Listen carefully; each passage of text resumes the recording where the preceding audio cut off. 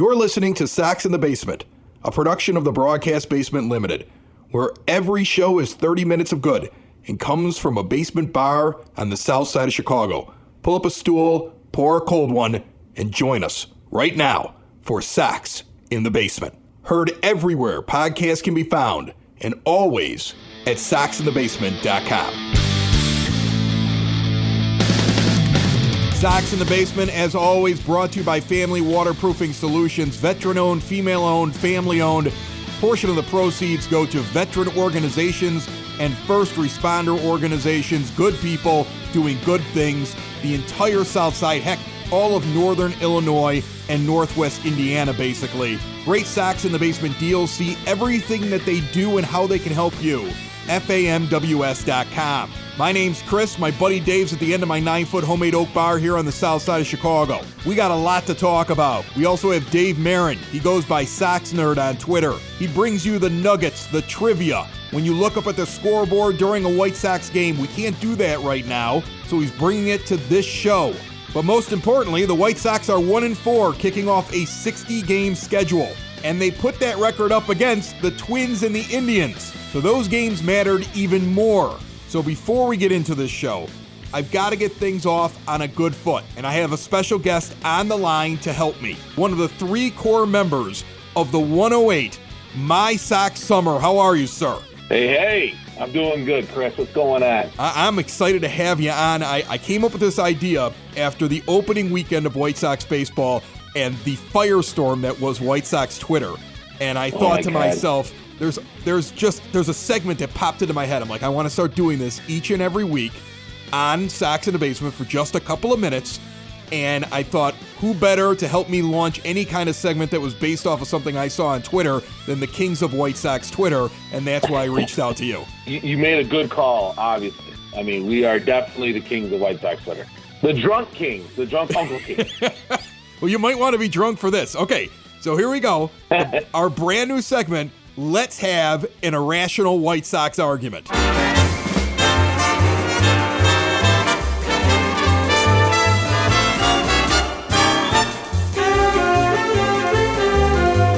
What I'm going to do is I'm going to say something irrational, and then you have the choice to either argue back at me and tell me why it's irrational, or say, you know what, that makes perfect sense. I concede to that irrational thought. All right?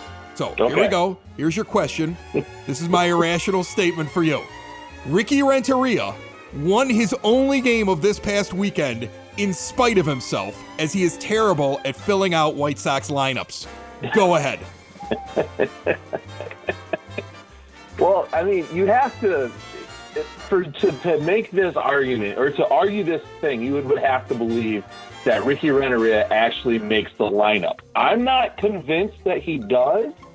I was told, before, like Robin Ventura never made his own lineup, and it all comes down from up above. So I can't. I don't want to argue this one because I don't even know if he's making his own lineup. So I'm going to let that one be. I have a backup question, though, just in case you didn't want to argue that one, okay? Michael Kopech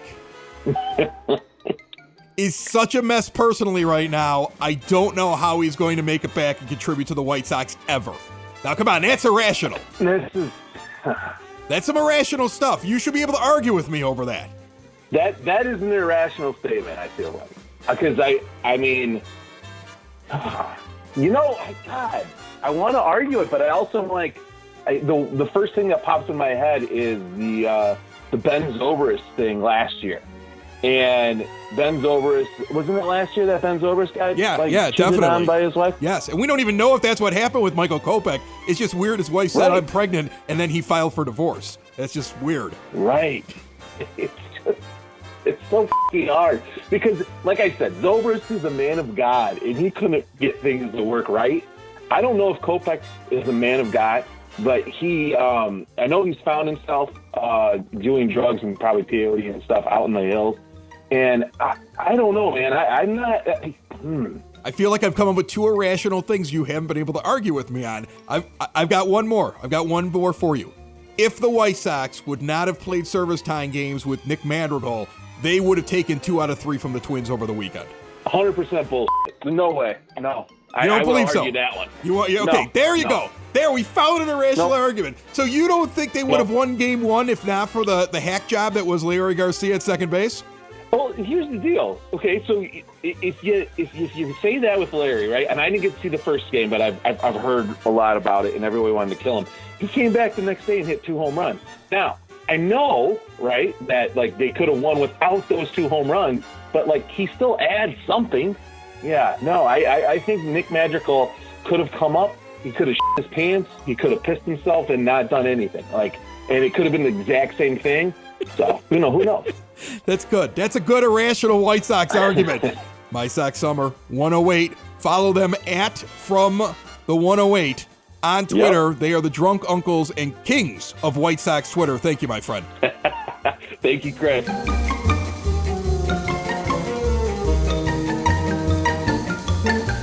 I want to clear one thing up before we start. Okay. One thing. And then you just go nuts because I know you're ready to go. I'm not going to go nuts. I got to do a couple of things I got to put out there. One thing I want to say real quick before we start the show. I do not want to spend 30 minutes this week talking about whether or not Major League Baseball should be playing baseball. Okay? No. The naysayers came out the moment the Marlins had an outbreak. Guess what? They got taxi squads. They got an extra 30 guys sitting in another site.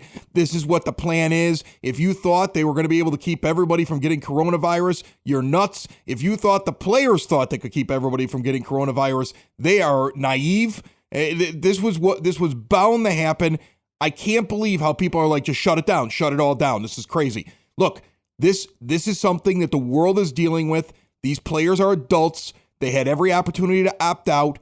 All I see right now are some guys that have some positive tests. They shut things down for a couple days. The only questionable thing is that they played that Marlins game on Sunday, and they probably should have said, wait a minute, let's hold up here, and let's see whether or not we've got more guys that are sick. But in the end, I don't think baseball is going to end. I think we're getting through the 60-game season, and I'm not going to talk about it for 30 minutes because I think it's insane. Okay, and you're the world lost its mind on Monday. And you're right, and it's insane. And you're going to get way off topic talking about this. All right, so now that I got that out of the way, go. I'm going to put this out there. You know, I'm trying something new this season. Okay, so everybody knows Angry Dave, whatever. So I'm trying some new things here. So I'm not going to completely lose my mind today about what I watched. I'm going to calmly air my grievances. Okay, and then we're going to talk about them. The Angry Dave is now look. Calmly air my grievances. Now look. I may or may not have listened to calm and peaceful new age music on the way over here. I may or may not have downed a couple of tranquilizers before I came over here, but that's okay. You know, I'm gonna calmly air my grievances. Okay, my first thing is, and this is pretty much, I'm not going to spend a half hour talking about the stupidity of how they're playing with Nick Madrigal's service time when you have a 60-game season and basically everybody makes the playoffs and anybody's got a chance to win this thing this year. I'm not going to go there because that is just what it is. You're not going to change it. They're screwing around with service time with Nick Madrigal. What I am going to talk about, though, is first and foremost, Nicky Delfreakinmonico.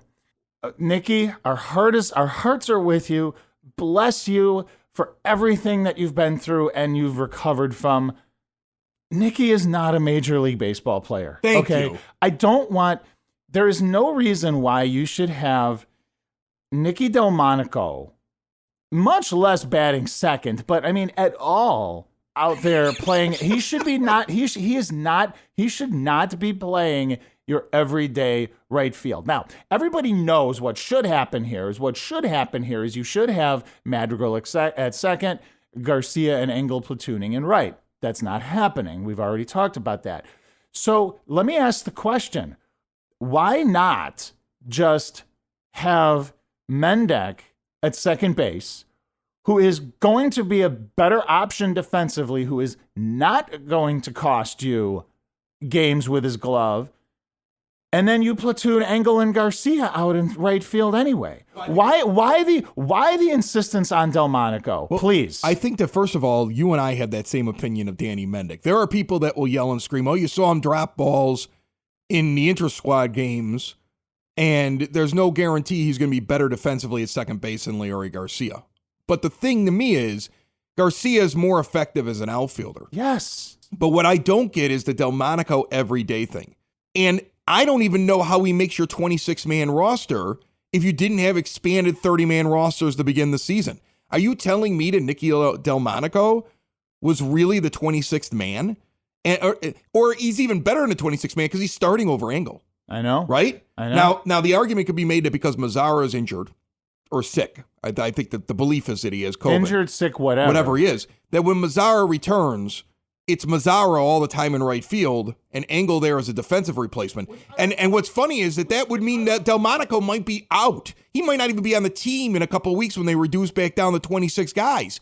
So that's, I think, the thing that kind of is mind-boggling about it. Look, I don't like that either. Engel has proven to you that he should at least be out there half of the time, right? I think in a platoon situation, I'd be okay with Adam Engel. Yes. I would want Mazzara against righties and Engel against lefties. That's what I would want. And I've come around on Engel. Like, you talked to me this time last year, I'm sitting here going, why am I looking at Adam Engel every day? Well, Adam Engel has come along. Adam Engel has proven that he always knew he could catch the ball, okay? He's starting to come around with his hitting. So less pressure. Doesn't need to be an everyday guy. I like Nicky Delmonico. Nicky Delmonico one time at a Sox Fest when my son, who was a few years younger at the time, stood there with a Nicky Delmonico baseball card in a line where you're not supposed to get autographs, whispered to my son, just hang out to the side, I'll get you. My son stood there for 35 minutes. Delmonico is done and still remembers 35 minutes later and after all that interaction, not only about Dominic, but then tells the security guards, no, I'm signing this kid's autograph, like argues with him to make sure he takes care of it. Nicky Delmonico's a great guy in my book. But can we please differentiate from personally attacking the man and saying, look, dude, you're not an everyday starter. No, he's not. I mean, here's a guy who has not hit above 215 since 2017. You could say, well, he was injured last year. Okay, fine. What about his 18? Right. What about when he had 88 games and 318 plate appearances and hit 215 for you with an OPS of 669? He's a replacement level player. His career WAR is literally replacement level. It's negative 0.1. It's a zero, yeah. Nicky Delmonico makes sense on a team that is rebuilding. The rebuild is over. And I don't even know if he makes your 26-man roster in a non-COVID season. In spring, did you think Nicky Delmonico was going to even make this roster? So my only thing is, look, we took a guy that wasn't even going to make the roster and he's starting every game and he batted in the 2 spot, he batted in the 2 spot on Sunday. So stupid. Because of this righty-lefty matchup thingy that they're trying to pull off. And I'm, look, I'm all for mixing things up to confuse the pitcher a little bit, but I would rather have a right-handed hitter, Eloy Jimenez, batting second, which was in the original lineup before they changed it, than a left-handed hitting Nicky Delmonico. And I don't care what the stats of Kenta Maeda are against righties. I still want to see Eloy Jimenez get more at-bats. So to me, it bothers me that sometimes I'm still seeing these little things from Renteria, and I don't even know if Renteria's making the lineup completely and it's not Han. I have no idea how this works right now up there. But I'm still seeing these little lineup discrepancies in which we're not taking advantage of everything we have. It feels like we're driving a sports car and we won't put it into the next gear. Sox in the Basement listeners have a new Southside hangout to watch every game this season, Jack's Place in Chicago Ridge. They have the food, libations, video gaming, and the game you want to watch during this exciting 60-game season. A sports bar with flat screen TVs everywhere you look, pizza and a variety of drink options. The interior is set up for safe, clean fun, plus the private video gaming room is away from the cheers of those watching our boys and offers partitions and space so you can feel comfortable and confident playing the slots.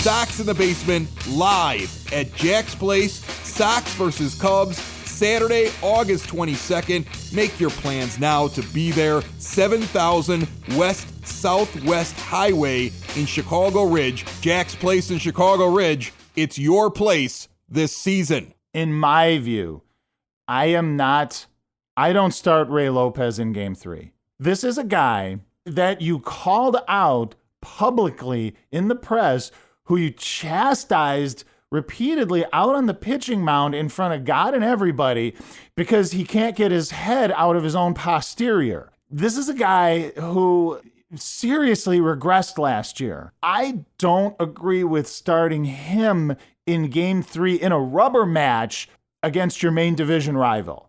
This is a guy who gave up more earned runs than any other qualifying starting pitcher in the major leagues last year. I don't agree with starting him third. I don't agree with that at all, because you should expect that by game 3, you're going to be splitting with the Twins. You're going to lose one of those games. You're going to win one of those games. That third game is the one that you should be like, okay, I've got to pull this game out so we can win the series. But we didn't play it like that. We can argue about the lineup all we like, but when you come out and you're down 4, 5, 6, 7 runs before the seat that the cardboard cutout is sitting on is warm, all right, before your lineup even hits the field, you're not going to win that game.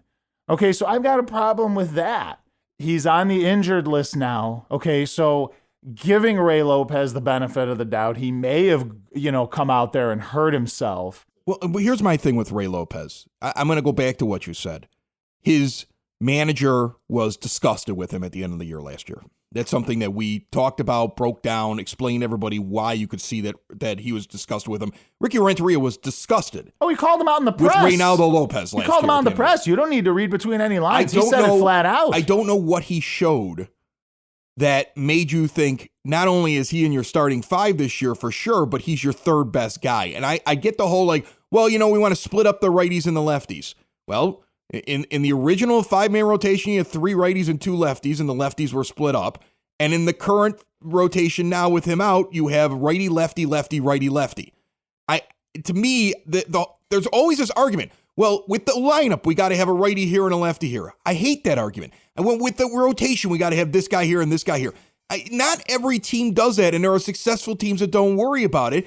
Reynaldo Lopez is not a number 3 starter. To get to the postseason or win the division, even though 2 teams are getting in there from the division, the Minnesota Twins are your absolute total rival this year. Yes. And you should have been pitching the first 3 games with your best 3 guys coming out and getting off on the right foot. That's kind of how I felt about it. But here's Ray Lopez. For the Ray Lopez lovers, for those that'll sit there and say, hey, he probably would have been fine. He probably got hurt on the first pitch. You guys are being mean. Last year, Reynaldo Lopez had a 5.38 earned run average. He had a whip of 1.45 and a fielding independent pitching of 5.04. He went 10 and 15 and 33 starts. He led the majors with 110 earned runs. His FIP says it wasn't luck. It wasn't bad luck or anything. No, on the defense. That's exactly what he was. Right. His fielding independent pitching says, nope, that's exactly what he was in his year 25 year in 2019. In his year 24 year, he went 7 and 10 with a 3.91 ERA. See, those that love him will sit there and say, look at that. And his whip was like a 1.27. So maybe he'll rebound. His fielding independent pitching, though, was just under 5 at 4.63. So what does that tell you? He was fortunate in that year. It is more likely, statistically and with the eye test, that Reynaldo Lopez is not a starting pitcher on a contending team. I don't know. Look, here's a guy that, again, just like Delmonico was not assured of making the 26-man roster and was a long shot back in the spring. Reynaldo Lopez is a guy that we sat there and said he might not even break camp as one of the 5 starters if everybody's healthy. Well, so Rodon's healthy, but instead Gio Gonzalez started in the bullpen. I want Gio Gonzalez to stay in that rotation. Yes. That's where he should remain. That's what you got him for, isn't it? Everybody's like, oh, he's a swing man. He's there for versatility. No, I wanted him actually starting. Yeah. I wanted Gio Gonzalez starting. Fielding independent pitching, just in case you don't know what that is the stat that measures a pitcher's effectiveness at preventing home runs, walks, hit by pitches, and causing strikeouts. It's basically saying your FIP is more representative than your ERA because that has nothing to do with the players that are on the field, right? It's a way of telling whether or not somebody's lucky. Ray Lopez has never had a fielding independent pitching number, with the exception of a very short stint in 2016 when he was with the Washington Nationals before we acquired him. He has never had a FIP lower than Gio Gonzalez has had in the last decade or Right. so. I was going to ask. So anybody who's sitting there going, whoa, but Raylo is better than Gio. No. You're wrong. No, you're just not. flat out 100% You're wrong. wrong. You're wrong about that. Don't pass go. Don't collect $200. Please don't start telling people you're an expert at baseball. You're wrong. Joining me on the phone line right now, you can find him on Twitter at SoxNerd. He also gives you all of the trivia when you're at the ballpark, right up on the scoreboard. He can't do that this year for the fans, but he is still an avid White Sox fan. He has a brand new podcast, I believe, as well. Dave Marin's on the phone line with me. How are you, Dave? Excellent. How are you? I'm hanging in, man. I miss the smell of the ballpark. I'm frustrated with the first few games here with the White Sox. I know it's coming. I know the offense is going to start to click, but the pitching has to get it together just a little bit more. We need a little bit more coming out of the rotation, and hopefully the next time through the rotation we're going to see much better results overall. How are you doing through all of this? Do you even get to go to the ballpark? No, I'm not at the park, but I am watching at home. I am following along, and I am researching and compiling and tweeting and hoping that someday I will be able to use all of this information that I'm gathering on the scoreboard. Yeah, that's the thing that stinks. I wish there was a way that they could throw up some of the nuggets that would have been on the scoreboard during the games, because you always you're the guy that comes up with those crazy things you see as you're watching the game, and you don't really have that opportunity to do that unless, of course, you follow Dave at SoxNerd on Twitter, or, of course, you're listening to him right now here on Sox in the Basement. So you haven't been able to go into the ballpark. We've got this season. It just kicked off. What do you think so far about the team? And then let's jump into some of the oddities, stats-wise. What's your first impression so far with this team? Well, I'm going to be optimistic and hope that we get the baseball card numbers come true for Grandal and Edwin Encarnacion. I really like Tim Anderson in that first game was fantastic. And Dallas Keuchel, wow. He was just as good as advertised in the exhibition. And then in his first game, I keep likening him to Mark Burley. Kind of reminds me of Mark Burley. And Ross Detweiler, come on, look at him. He's been perfect. All right, so looking at this team, we got a lot of rookies that are up. We've got a lot of new players on the team. What little nuggets, what little things have you seen so far, whether it has to do with the fact that it's a shortened season, and so maybe something odd has happened because of the shortened season? Well, first of all, Luis Robert hits the ball as hard as I've seen any White Sox player, maybe this side of Frank Thomas. One thing that Robert has in common with Frank Thomas is that they both hit their first career homer against the Twins, and it was both in just like a dog blowout game. Frank did his in Minnesota off Gary Waynes in 1990, and Robert did his on Saturday. One of the things that I really like to do and that I really miss doing on the scoreboard is that every time a new player hits a home run for the White Sox, I will denote what number player he is to hit a homer for the White Sox. So Robert was the 651st player to homer for the White Sox. And then I always give good old Frank Shugart a shout-out because he was the first player to homer for the White Sox on April 29th, 1901. And I always think Frank is one of those players that I've made more famous in retirement and I guess death than he was when he was a player. The other thing I found interesting was Gio Gonzalez threw one pitch and got a strikeout in his White Sox debut. That was something that was really interesting, and he did it against Marwin Gonzalez, who, remember, he flipped around and he was batting lefty, and then he flipped around and batted righty and struck out in the same at bat. So is there any comparison to that? When was the last time that happened? I actually have a comparison to that. On July 22nd, 1928, Red Faber of the White Sox, he did that. He took two swings as a right-handed batter and missed, and then he turned around left-handed and delivered the game-winning hit. So when I saw that happen, my little Sox nerd sense started tingling, and I found that out. And then the other one that I like that I've kind of dug out is that Giolito losing really threw a wrench into one of my favorite stats because I found out that the White Sox have not had a right-handed starter win a season opening game at Comiskey Park since 1944. That was Orville Grove. Oh my God, that is so ugly. That is such an ugly stat. It bothers me so much that that's a stat. Yeah, well, a lot of that's timing because they wouldn't start the season at home, and then they have had an unbelievable run of lefties starting opening day with Sale and Burley. So I thought that was a good one. Yeah, you're right. That is a rarity that they actually started their first actual game of the season at home in Chicago. You never see that because of the weather we get here. Yeah, very rare. And then another one I found recently that I really liked was that Adam Engel on Sunday was the first White Sox outfielder ever to log 3 hits off the bench in a loss. That's awesome. Now, do you have, by any chance, a positive Nicky Delfreakinmonico stat? Because we have not been kind about the fact that he is in the starting lineup right now, and we're not too pleased with Nicky, even though we love him as a person, with what we're seeing so far. Give me something positive for Nicky. Do you have anything? Wow, you really put me on the spot there. Nicky Delfreakinmonico, he hit that walk-off home run against the Boston Red Sox.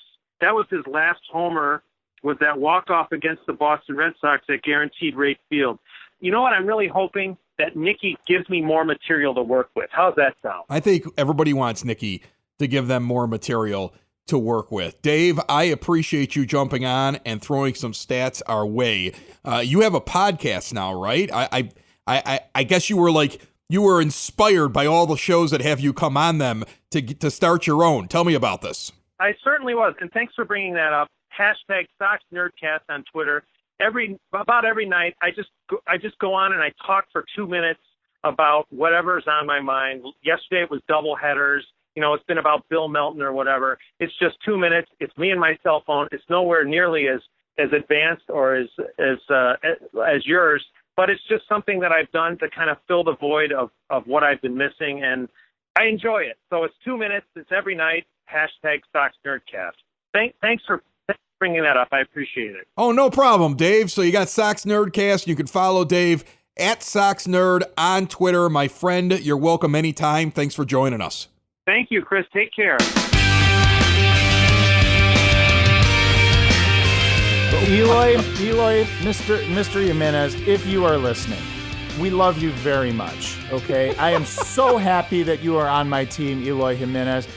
Can you please learn what a warning track is so you stop knocking yourself, literally knocking yourself senseless. He's going to die out there. Knocking He's yourself gonna be like senseless, that guy in the Natural that goes through the wall and dies. No, you know what I thought of the minute that happened? Like, do you remember the scene in Tremors where they led the underground worm thing like straight into a big brick wall? That's what and then the Kevin giant underground worm from Tremors. That's what you came up with. And then Kevin Bacon just goes, "Stupid sumbitch," knocked himself cold. That's exactly what I thought. That exact line from Tremors when, I don't think Kevin Bacon said it, it was the other guy who said it, but that exact line popped into my mind when that happened to Eloy. And I'm just like, Eloy, you want to talk about something else that was funny in that game? Stop. There's a warning track there. It's supposed to, that's why we call it a warning track. So you don't go bounding head first into a wall and concussing yourself. Remember when they added extra padding for Aaron Rowan in 2005 because he kept running into the wall? Right. Wouldn't it be amazing if all of a sudden our warning track was like 3 sizes too big? Like we had an abnormally long warning track to give him just extra warning? Like he's so valuable. I want to see it. I want to see a warning track that's 3 times as wide, just in left field. Sox in the basement. Sox in the basement. Sox in the basement. Sox in the Basement. Heard everywhere podcasts can be found, and always on soxinthebasement.com.